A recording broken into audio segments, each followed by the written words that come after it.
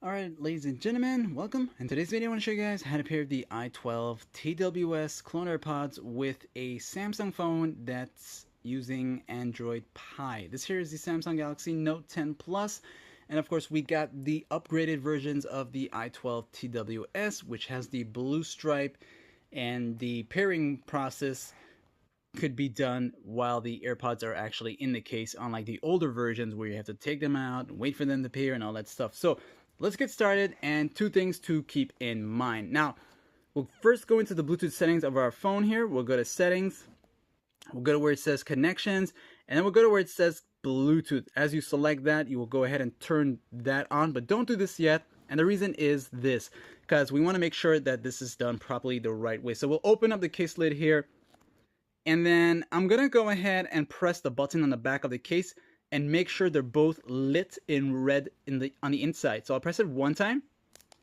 and you'll see how they're both lit in red like this.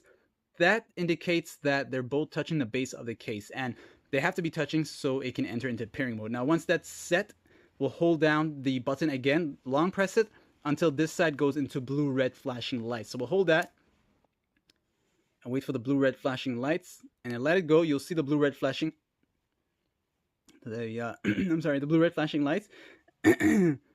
Okay, and that's the pairing mode. Yes, I just got choked on my own saliva. Okay, so I'll turn on the Bluetooth settings, and then while it's in pairing mode, you'll see the i12 show up. They'll say pairing. Just wait for that to connect. And of course, they'll say connected, and then once it's fully connected, you are good to go. You can go ahead and remove them from the case itself. Whoops. Take that out, and ready to use. Other than that, don't forget to like, share, and subscribe.